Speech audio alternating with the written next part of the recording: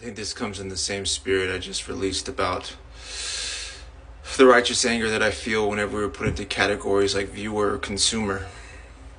I was just thinking about this. I don't think that there is a content, a fulfilled consumer or viewer. And this is what makes those that make money off of us viewing things and consuming things, that's what makes it continue to generate profit. It's because it's like eating chips. You have to have one after the other, one after the other. You're a consumer, you're a viewer, you're going to view, you're going to consume. Here's all of these things that you can view and consume. More, we want more, we want more, we want more. Lullabied into taking on this identity, this very cheap quality of life. You know, viewer, consumer, holidays, right? The invention of the camera on the phone has just made holidays even more extra. You know what comes with extra? Expectation. And I think that people, and I'm glad, I feel like it is very much God at work that He has not allowed us to become too comfortable in this physical place. Because you're not a consumer, you're not a viewer. It's like that was just like gaslit into our perception of ourselves. And since we didn't know who we were in God, we said, oh, okay, yeah, no, it's fine. I'm sure I can trust you. Yeah. Just give me more things to view and more things to consume. And then I won't question. I won't be in a position of need to know that there actually has to be something else besides this physical place that can actually feed me and fulfill me. You know how hard that is? I don't think that my videos were made to be consumed, right? Like, it's not like a little bird that chews things up and spits it for you to easily digest. In fact, I think that I'm doing something wrong if I don't have something that challenges you, right? That has something that is hard to chew, something that starts to infect you in a new way, and you're just like, you start twitching like a robot. That's my expectation, because it's so foreign. It's so foreign to be brought into the revelation of your righteousness and wholeness whenever you were made, when it seems to be the world in darkness says you were lacking, and because you were lacking, now you're a viewer, now you're a consumer. You see what goes really, really well is a person who's believing lack about themselves. Those are the ones that can get profited off of.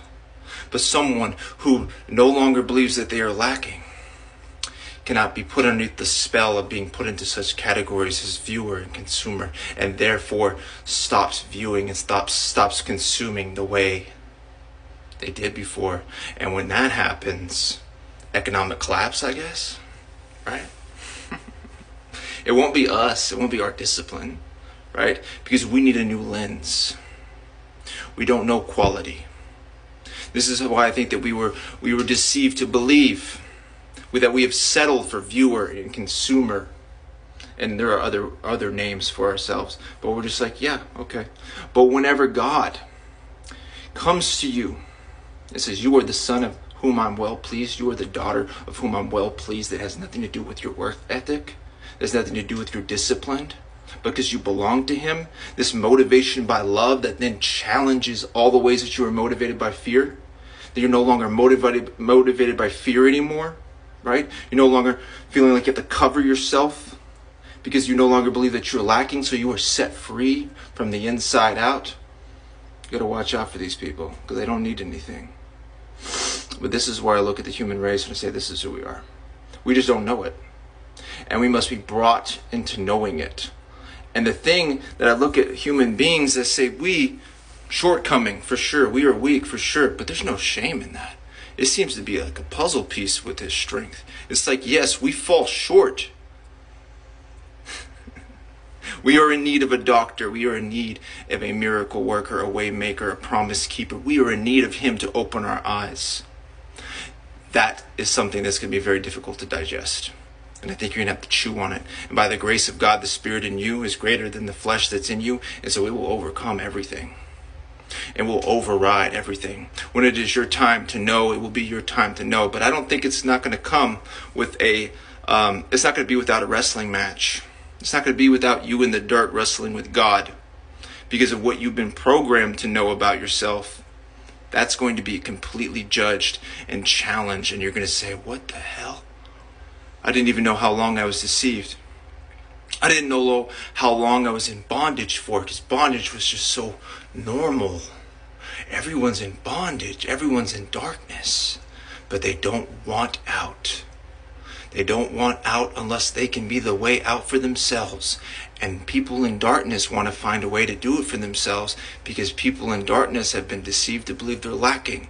And so how to fill that place of lack is, I must lift myself up out of this. If I'm going to get out, it will be by my hand.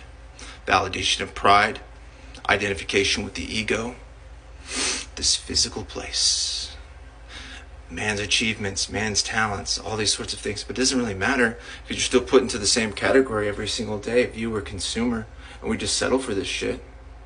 It's okay. I don't expect us not to settle for it. I expect us, and by the power of God that's already said, I will allow them to be labeled in such a way, but I will not let them become comfortable.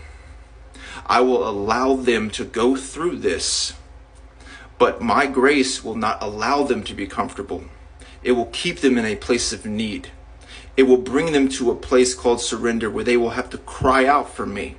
For me, I am the only one who can open their eyes to who they really are. I'm the only one who can show them the quality of life. Nobody else. Nobody else knows. Everybody's in darkness. Everybody's in darkness. And those that are no longer in darkness had to go to the one who had the light. Period. And the people that, because there's like this whole like self-empowering thing. It's just such a catchy little thing. Oh, I can take a shortcut here. I can do this. No, I can find it within myself. We need to empower each other. We need to link arms and really go after. It's like, that's the way that we think. But the way in which we think is not going to get it done. That's how much we are in bondage. That's how much we are incapable, but it seems to be appropriately incapable in this way that depends, that is in need of God. And what can the power of God do in a man's weakness? So much more than megaphones and linking arms and signing petitions and getting together on this online app or whatever, and really forming a community to go after the elite or whatever, the people that are controlling and manipulating the strings, the ones that are calling us viewers and consumers. No, that's not going to get it done. You have to look that God allowed us to be in this place. So there is a purpose for this place. Need and suffering is good in this place. Because life, the quality of life is actually not being comfortable. It's not being happy. It's knowing Him. And joy will supersede it all. And joy will supersede it all. It will make happiness and comfortability just feelings that you don't feel responsible for having or not having. So you say, Lord, you provided this for me today. You have provided for me this day. It's not something we can just put on, though. You have to go to the one that can see, the one who has the light. And I think that by the grace of God, in this day and age where you are not going to become a content, fulfilled, happy consumer or viewer, because a consumer always needs to consume, a viewer always needs the next thing to view. No, He has not allowed us to be comfortable in this place for a reason, to go to Him and say, why? Why is this not enough? What am I missing? And He's like, you have been deceived. You have been programmed. You've been exploited in your weakness. Your weakness is nothing to be ashamed of, because in my hands, what a power, right? When you find that your desperation, your neediness has a home in me, you become a powerhouse. You become a light on a hill to those that are in darkness, the darkness that you came from. Viewer, consumer, yeah, but you're never going to be happy there. So it's good that you are uncomfortable. I don't feel sorry for people that are uncomfortable. I don't feel sorry for people that are lonely. I'm saying this is what has to happen. It has to get dark for you to know of your need for the light. That's how I feel. That's my conviction, right? In my videos, I don't know, it's not going to be something you can easily consume. And I think that if it was, I wouldn't want to do this, right? I like to challenge the whole thing. I like to shake the cage. I like to poke the bear, all right? And that can be offensive to your ears in the short term. But shit, man, having like an old foundation broken in you is not a comfortable thing. But what will be produced by the demolishing of an old understanding, when you were instilled with a new understanding, when you're given a new wineskin, that will be worth how uncomfortable it was.